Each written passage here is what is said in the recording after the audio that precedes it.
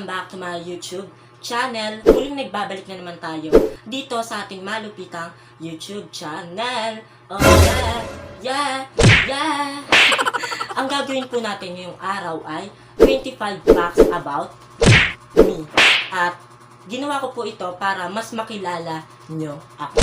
At bago muna tayo magsimula, huwag naman nyo makalimutan mag-subscribe and click the notification bell para updated kayo sa ating mga bagong video.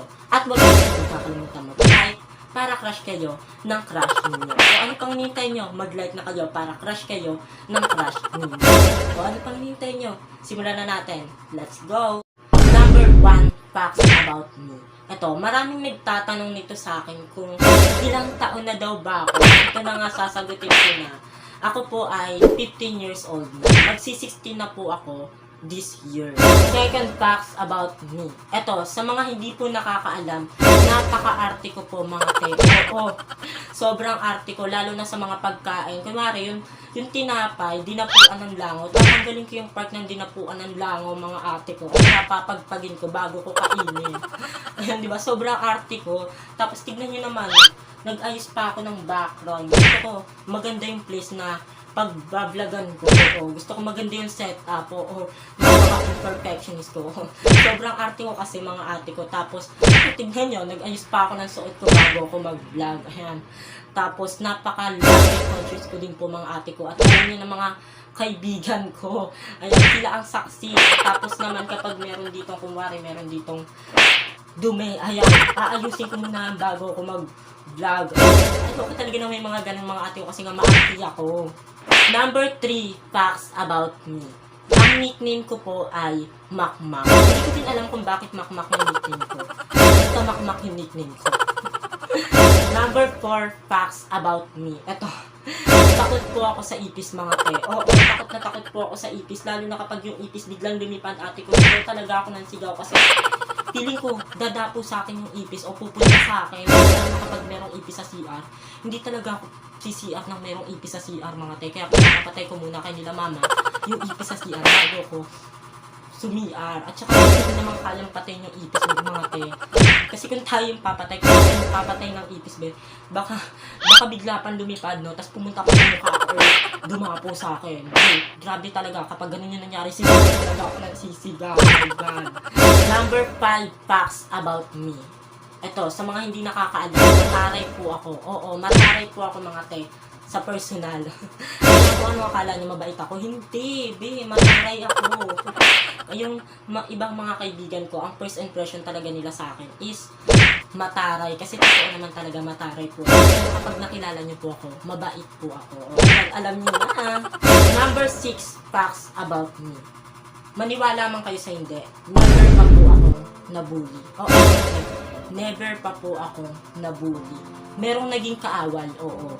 Pero yung nabully ako, never pa pong nangyari sa akin yung mga te. Di ba nakakashock, nakakagulat kasi isa akong bakla pero hindi pa ako nabubuli, na bakla ako. Like, walang nagsasabi sa akin ng bakla, ganun. Never pa mga te. Never nangyari sa akin yun. Kahit isang beses mga te. Oo, promise, nagsasabi ako sa inyo ng totoo. Nire-respeto ako ng mga lalaki, mga te. Ewan ko din kung bakit, pero siguro, ito yung dahilan kung bakit nire-respeto ako ng mga lalaki, ganito, kahit bakla ako. Siguro dahil matalino ko. Oo, dahil matalino ako mga te. Kaya nire-respeto nila ako kasi lagi akong kasama sa with honor yan. Kaya siguro nila ako nire-respeto. Kasi bakit pa nila ako bubulihin ay matalino ko? Sila hindi. Di ba?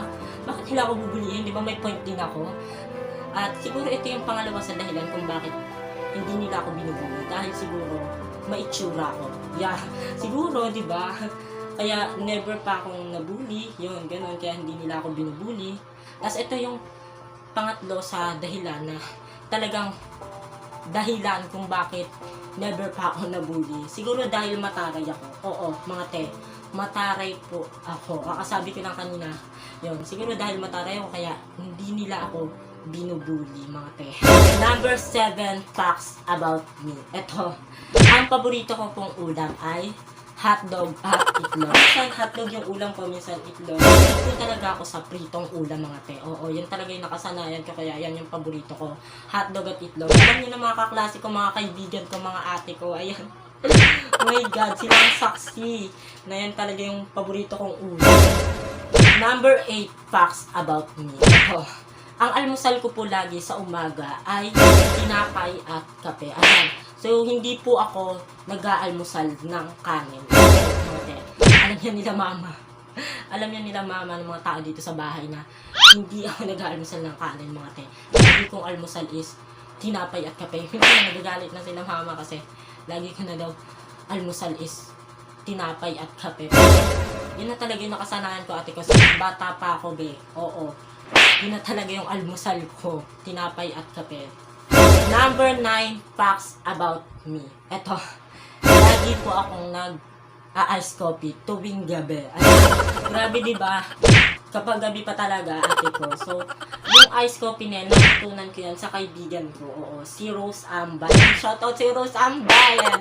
Diyan ko talaga natutunang mag-ice coffee, mga te. Yan. Diyan ko natutunan. Pero yung pag-ice coffee ko tuwing gabi, sa akin lang yun. Ako lang talaga. Trip ko lang. Kasi yung ice coffee, like yun yung pangpagana ko tuwing gabi para makapaggawa ko ng assignment. Ganito para hindi ako antukin. Kaya lagi ako nag-ice coffee tuwing gabi, my God. At yung ginagamit kong kape, syempre, Greatest White. Ayan. Simpleng ice coffee lang naman ginagawa ko. Kape, tsaka asukal, at tsaka yelo, syempre, as true. Pero kapag wala namang asukal, is kape at yelo lang. O, diba? At least nakapag-ice coffee ka tapos nagkaroon ka ng energy tuwing gabi, diba? At saka para hindi ka antukin agad-agad kapag gabi. Diba? Number 10 facts about me. Ito. Hindi po ako nakain ng gulay. O mga te, hindi po ako nakain ng gulay. Kaya nga nagagalit sa akin sila mama at papa kasi hindi ako nakain ng gulay. Kunyari, merong gulay yung pagkain na gusto ko tapos, ayun, tatanggalin ko yun bago ko kainin, mga te.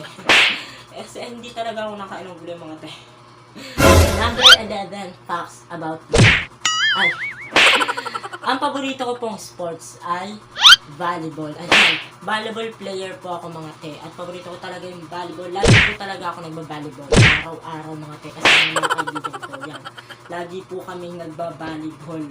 Number 12 facts about me. Alam niyo ba na mahilig ako mag-milkshake? Oo, mga te. Mahilig po ako sa milkshake. Pero alam niyo din ba na mas gusto ko yung milkshake kesa sa milk tea? Kasi nga, yung milkshake ko is matagal po siyang maubos at saka mas nabubusog ako. Pero sa milk tea, mga te, ang bilis niya lang maubos at saka, ayun, hindi pa ako nabubusog, mga te. Like, hinihintay ko pang matunaw yung buong yelo doon para lang madami yung mainom ko, mga te. Naghintay pa ako ng mga ilang minuto, ganun, para lang mainom ko yung milk tea na yan. Grabe, para lang matunaw yung yelo doon kasi buong. Tapos alam niyo ba na mas marami pa yung yelo sa milk tea? Grabe. Kaya ayun. Pero yung milkshake talaga sulit na sulit, mga te. Kaya gusto ko yung milkshake. Yan. Number 13 facts about me. Mahina po ako sa English. Mga te, mahina po ako sa English. Like, hindi po talaga ako nag-i-English kasi baka wrong grammar, di ba? Pagtawanan pa ako ng iba. Ayan, kaya hindi po ako nag-i-English dito sa vlog ko ng dire-diretso kasi baka mamaya may wrong grammar pala tayong nagawa. Wrong sentence, di ba? Kaya natatakot ako. Baka kasi pagtawanan tayo ng iba, di ba? Kaya, ayun, hindi ako nag-i-English, mga te, kasi nga mahina ako sa English. Number 14 facts about me. Ito. Ang paborito ko pong kulay ay halata naman, diba? Sa suot ko pa lang. Ayan. Ang paborito ko pong kulay ay white. Diba? Nakakagulat. Simple color lang talaga yung gusto ko. Kaya white yung favorite color ko. Kasi nga po, yung white is malinis tignan. Oo. Tsaka aesthetic tignan. Ayan. Diba? Tsaka cute tignan. O, yan. Kaya gusto ko yung white. Tignan pati mga gamit ko puro white na, diba? Kaya paborito ko talaga white. Number 15 facts about me. Hindi po ako mahilig sa maanghang. Okay, mga te. Hindi po ako nakain ng maanghang. Hindi talaga. Like, kasi katulad na nung pansit kanto na chili mansi flavor, like, hindi talaga ako nakain, ate ko. Like, pinagpapawisan na agad ako. Tapos talagang nakakailang inom ako ng tubig para na mawala yung angang na yun, ate. Kaya kung sasali ako sa speed eating spicy food, yan, mga ganyan challenge, siguro talo na ako. Oo, kasi hindi talaga ako mahilig sa mahang mga te. Number 16 facts about me. Ito. Ang gusto ko po sa lalaki ay, sasabihin ko ba talaga? Baka mamaya i-bash niyo ako kasi mataas po talaga yung standard ko sa lalaki mga te. Oo. Baka mamaya i-bash niyo ako kapag sinabi ko, ha? Mataas talaga yung standard ko. So, ito yung gusto ko sa lalaki. Siyempre, unang-una, pogi. Ayan. Pogi ako yung hanap. Saka, siyempre, maputi. Oo, yan talaga yung gusto ko. Pogi at maputi. Diba ang taas ng standard? Pero hindi naman ako maputi. Sadyang, yun lang talaga yung gusto ko. Yeah. At saka, syempre, matalino. Oo, yeah. Matalino din yung gusto ko sa lalaki. Yeah. Diba, ang taas ng standard ko. Tapos, syempre, yung smile nila, nakaka-fall. Ayun, yung magandang smile. Like, nakapala ko. Ay, charot. Hindi, girl. Ayun, yung gusto ko sa lalaki. Number 17 facts about me. Mahilig po ako sa arts. Oo mga te, napakahilig ko po talaga sa arts. Since nung bata pa po ako, si mama ko yung nagturo sa akin sa arts. Oo. Sa kanya din po ako nagmana. Oo. So gusto niyo ba makita yung isa sa mga example ko? Sige, bigyan ko kayo example. Ito yung isa sa example sa mga ginawa kong arts. Ay, nakita ko na agad. So, ito yung pinaka nagustuhan ko sa mga ginawa kong arts, mga ate ko. Tignan niyo. Pak, ganyan. Pak. Ayan, diba? Tingnan nyo. Diba? Parrot yan. Halata naman, diba? Parrot. Ayan. Diba? Ang ganda. Like, grabe. At ang ginamit ko ditong materials is magazine po. Oo, magazine na ginupit-gupit. Tapos, dinikit-dikit ko dito. Oo, yung magazine na ginupit-gupit ko na maliliit. Tapos, dinikit-dikit ko dito. Ito yung ganito yung ginamit kong materials, diba? Ayan, ang ganda, diba? 100 pa score ko dyan, mga te. Diba? Kaya niyo ba yun? Number 18 facts about me. Ito. May celebrity crush. I see Marco Masa. Oo, yan. Ganyan po yung mga type ko sa lalaki. Yan po. Ganyan po yung mga gusto ko sa lalaki. Katulad ni Marco Masa. Ayan, kilala nyo na celebrity crush ko, mga ate ko. Siguro kilala nyo si Marco Masa, diba? Number 19 facts about me. Ito, grade 10 na po ako ngayon. Kung nagtatanong po sa akin, grade 10 na po ako ngayon. Number 20 facts about me. Pinanganak po ako noong November 24, 2008. Ayun, alam nyo na. Number 21 facts about me. Mahilig din po akong mag-acting. Oo mga te, mahilig din po akong umacting. Lalo na kapag meron pong grouping sa school namin. Tapos about acting. Talagang gina-G ako mga te. Oo. Gusto nyo ba ng example? Sige, bigyan ko kayo example. 3, 2, 1, go. Ano ba? Kausapin mo naman ako.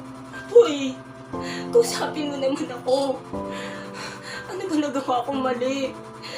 Ano ba mali sa akin? Ba't mo ko iiwan? Ginawa ko naman ang lahat Binigay ko naman ang lahat sa'yo. Binigay ko lahat ng meron ako. Binigay ko lahat sa'yo ng pagmamahal ko. Binigay ko sa'yo ng buong yung puso ko. Pero anong ginawa mo? Pinasak mo lang. Pinasak mo lang. Tinalikuran ko yung pamilya ko ng dahil sa'yo. Pero anong ginawa mo? Iwan mo lang din naman pala ako. Pak dinner. Kala ko talaga maging artista mga tayo. Pero ewan ko kung kailan ba mangyari, diba? Number 22 facts about me. Matipid po ako. Oo mga tayo, matipid po ako kapag kasama ko po yung mga kaibigan ko. Tapos kung ano-anong binibili nila, hindi po talaga ako nabili mga te. Oo, promise. Talagang hindi po ako gumagastos ng hindi ko naman kailangan. At hindi din po ako bumibili ng pagkain kung hindi naman talaga ako nagugutom. Oo. At saka, kung kaya ko namang tiisin yung gutom ko. Oo. Kaya talagang hindi talaga ako gumagastos kasi gusto ko talaga mag-ipon para may pang Shopee ako. Oo mga te. Ganun talaga ako. Like, matipid ako. Number 23 facts about me. Eto, baka hindi nyo pa nahalata mga te ha. Bakla po ako. O mga te, bakla po ako. So, kasi yung ibang tao talaga, hindi talaga nila nahalata na bakla ako mga te. Grabe. Akala ng iba, straight ako. So, grabe, napapatulala na lang ako. Tapos sinasabi pa ng iba, sinayang ko daw yung itsura ko. Napapatulala talaga ako pag sinasabi talaga sa akin yun. Kasi, Totoo, may itsura ko, pero wala talaga akong magagawa. Kasi ganun talaga ako, umangate. Ayun, bakla na talaga ako. Tapos tinatanong din minsan ng mga kaibigan ko kung final na ba talaga yung decision ko na bakla ako. So, sabi ko, oo. Tapos sinasabi nila, ganun daw yung itsura ko. Sabi, wala na talaga ako magagawa kasi nga, ganun na talaga ako mga tayo. Bakla na talaga ako. Kaya, don't expect guys, okay? Okay? Number 24 facts about me. Ito, wala po akong jowa. Okay? Wala po akong jowa. At study first po muna ako, okay? Hanggang crush lang siguro ako, mga te. Study first po ako at wala po akong jowa. Ayan, siguro alam niyo na, mga te. Ayan. Number 25 facts about me. Ito, hinuli ko talaga to kasi talagang ito ako. So, yung mga nag-expect sa akin dyan na hindi daw ako nagmumura. So, mali yun, okay? Palamura po ako sa personal, okay? Palamura po ako mga te. So, hindi ko lang pinapakita dito na nagmumura ako kasi nga bawal pong magmura, okay? Sa vlog, okay? Kaya ayun, so palamura po ako sa personal mga te. At ayun, alam niyo ng mga kaklase ko, ng mga kaibigan ko, yun, ng mga nakakakilala ko na palamura ako, okay? Ayun. At ako po yung pinaka-palamura sa mga circle of friends ko, okay? Kaya yung mga nag-expect dyan na mabait ako, hindi po ako mabait. Palamura po ako, okay? At dito na po nagtatapos ang video na to. Sana naman po nag-enjoy kayo sa video na to. At sana naman po nakilala nyo na ako sa dami-dami kong sinabi kanina. Sana nakilala nyo na ako. At sa wakas makakapagpahinga na ang ating lalamunan dahil kanina pa po talaga ako nagsasalita. Pagod na po yung lalamunan natin. At sa wakas makakapagpahinga na ako. At bago muna tayo magpaalam, huwag na nyo kakalimutan mag-subscribe and click na notification bell para updated kayo sa ating mga bagong video. At huwag na kakalimutan mag-like para crush kayo ng crush ninyo. So, ano pang hinihintay nyo? Mag-like na kayo para crush kayo ng crush ninyo. Ano pang hinihintay nyo? Paalam na!